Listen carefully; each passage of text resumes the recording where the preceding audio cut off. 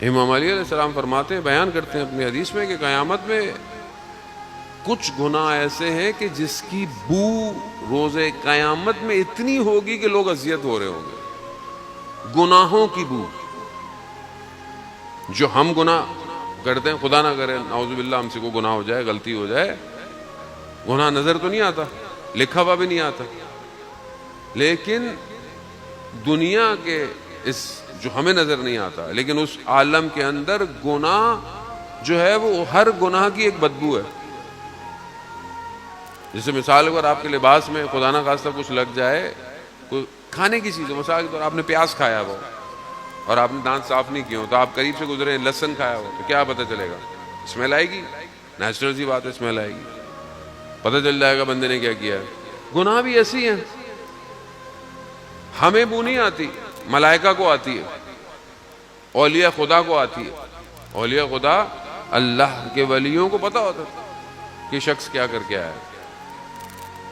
قیامت میں بھی کچھ گناہ ایسے ہیں جس کی بو سے باقی لوگ بھی بیزار ہوں گے. ملائکہ ان سے کہیں گے کہ یہ فلانے گناہ کی وجہ سے تھا، اس لیے ان سب پر لعنت بھیجو کیونکہ انہوں نے توبہ نہیں کی. اور یہ گناہ کی بو خوشبو میں بدل سکتی ہے اگر انسان استغفار کرے. استغفار انسان کو معطر کرتا ہے. معطر.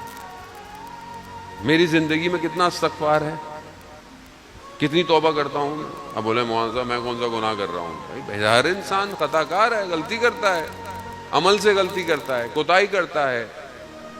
ایک صحابی نماز میں پہنچے رسول خدا کے ساتھ. نماز میں کتنی دیر ہوئی؟ اتنی دیر ہوئی کہ جتنی دیر میں رسول خدا نے تکبیر کہہ دی تھی، اللہ اکبر کہہ دیا، اس کے بعد نماز میں ہوئے. نماز تو ہے، پوری نماز ہے، نماز میں کوئی فرق نہیں ہے. بعد میں انہوں نے کہا کہ یا رسول اللہ، اگر میں ایک غلام آزاد کرا دوں تو کیا یہ جو میری تاخیر ہوئی ہے کیا اس سے یہ کور ہو جائے گی، پوری ہو جائے گی؟ کہا نہیں. کہا یا رسول اللہ 2 غلام آزاد کر دوں؟ کہا نہیں. رسول خدا نے کہا تم اپنی زندگی کے سارے خزانوں کو جمع بھی کر لو تو تم اس ایک تاخیر کو پورا نہیں کر سکتے، ایک تاخیر کو. تو یہ تو صحابی تھے، نماز بھی رسول خدا کی تھی. ہم کدھر کھڑے ہوئے؟ ہم کہاں ہیں؟ ہمیں لگتا ہے ہم نے کچھ کیا ہی نہیں زندگی میں.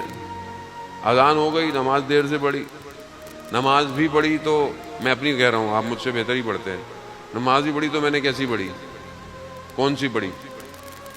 تو کیا میں غلطی نہیں کرتا؟ نگاہیں غلطی نہیں کر رہی، کان غلطی نہیں کر رہا، زبان غلطی نہیں کر رہی، ذہن غلطی نہیں کر رہا ہے. تو استغفار سے معطر ہو رہا ہوں کہ نہیں ہو رہا؟ کتنی دفعہ استغفار کرتا ہوں دن میں؟ ریکمینڈ کتنا ہے؟ فجر کی نماز کے بعد ایک تسبیح انسان کو استغفار کی پڑھنی چاہیے، حدیث میں پڑھنی چاہیے. یہ استغفار نہ صرف گناہ صاف کرتی ہے بلکہ انسان کے رزق میں بھی اضافہ کرتی ہے.